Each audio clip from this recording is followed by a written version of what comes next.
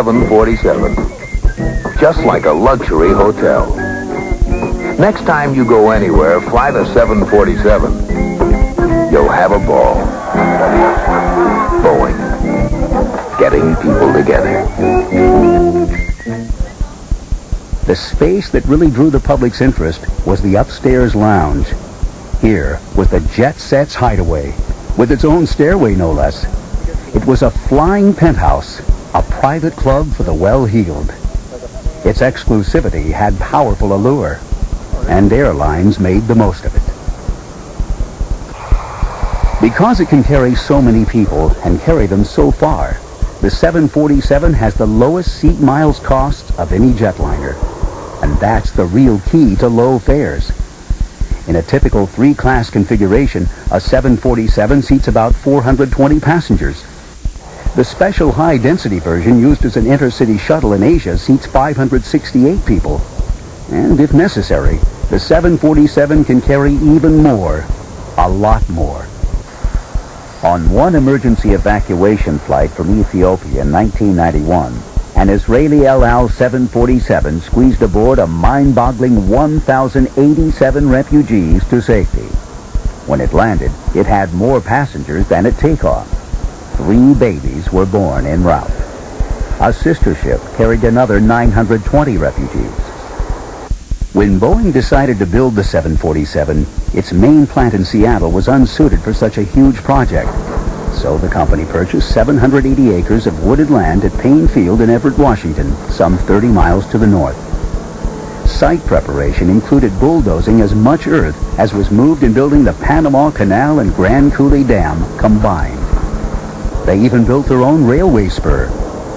The development program was on such a tight schedule, Boeing couldn't wait for the building to be completed before it began aircraft production. Unfortunately, the weather refused to cooperate. It rained every day for weeks. Joe Sutter. The factory was built at the same time as the airplane. We literally were building parts of the airplane in the rains because the roof hadn't been on in that part of the factory. Covering 152 acres, the Pentagon is the world's largest office building in terms of floor area. But when it comes to volume of enclosed space, Boeing's new building in Everett was the world's largest edifice. And so it remains. Even larger today, it encloses 472 million cubic feet, about the same as 500 Madison Square Garden arenas. The plant's roof is over 9 stories high. Each hangar door is larger than a football field. 18 giant cranes cruise along the ceiling, moving multi-ton fuselage and wing sections like so many fireplace logs. A giant nest scaled perfectly for its jumbo offspring. Building a 747 has always been an international effort. The fabrication of the parts subassemblies occurs at factories and shops throughout the world. Belfast, Northern Ireland makes the landing gear doors. The ailerons and spoilers are built in Japan. Most of the upper fuselage is made in California. And a variety of wing components hail from Australia. All total, some 1,100 companies are involved, making everything from flaps and engines to seats and instruments. The parts arrive by air, ship, rail, and road. Boeing even uses a specially designed expandable truck to haul the 747's 110-foot-long wing spars from a plant 45 miles down the interstate. The truck can extend to almost 128 feet. So long, it requires a second driver sitting in a cab below the rear chassis to steer the back wheels.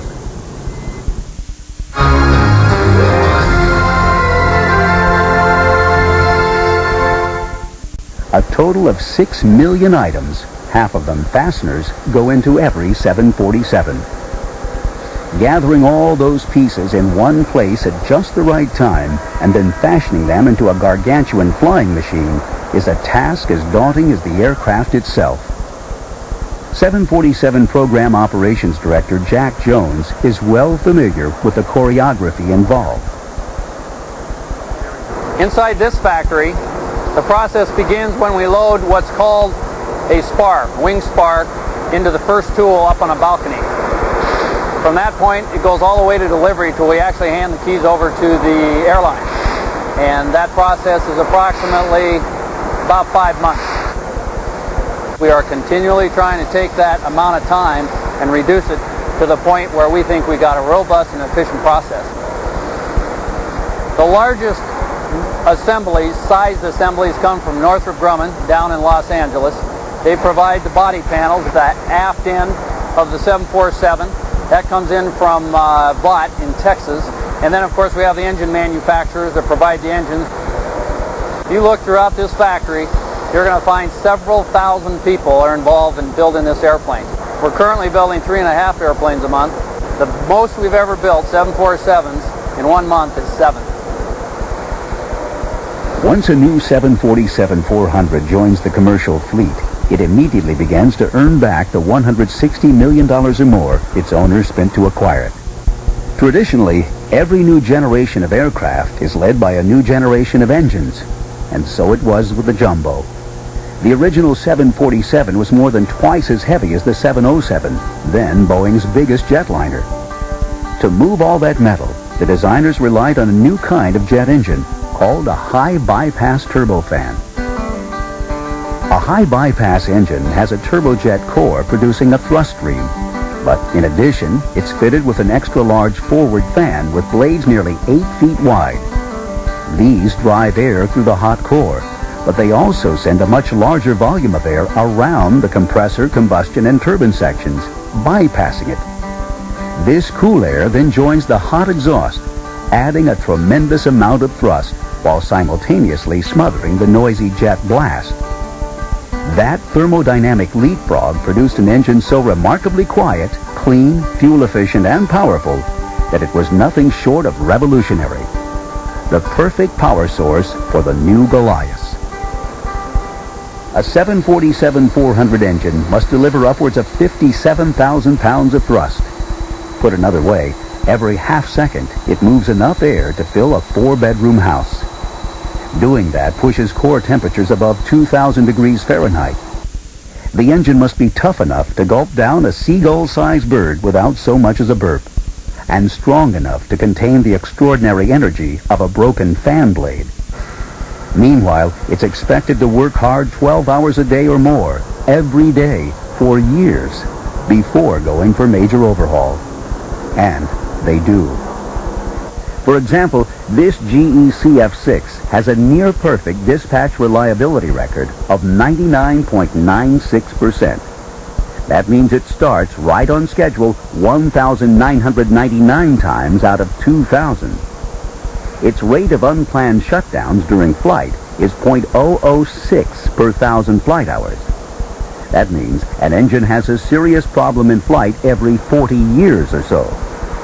And on a 747, the loss of one engine is pretty much a non-event. The other 3 can do the job easily. Simply put, these engines are masterpieces of mechanical artistry. Constant attention to the engines and airframes ensures they'll perform unerringly. Without the interior walls and seats, you get an even better appreciation for the 747's true immensity. One look inside the fuselage, and it's easy to understand the 747's appeal as a freighter. In fact, the aircraft's prodigious dimensions were dictated by placing 2 standard shipping containers side by side. Hauling freight is a significant and growing contributor to every airline's bottom line, and the 747 was designed with freight in mind. The cargo hold on a passenger version of the 747 is large, measuring over 6,000 cubic feet. Specially shaped cargo containers and pallets fit inside the hold like giant puzzle pieces. What they contain defies easy categorization. Cars, cantaloupes, cognac, conga drums, or canvas for racing yachts. The 747 is the primary reason New Englanders can eat fresh Chilean raspberries in winter, and new Japanese laptops are in European shops a day after introduction. Virgin Atlantic is one of the many 747 passenger carriers that makes the most of this valuable space. Virgin's David Tate explains. We generally carry something between 10 and 12 tons of cargo on every flight, so there's generally standby cargo that's waiting to get on if we have the space to put it on there. When it was designing the 747, Boeing thought that carrying freight would eventually become the airplane's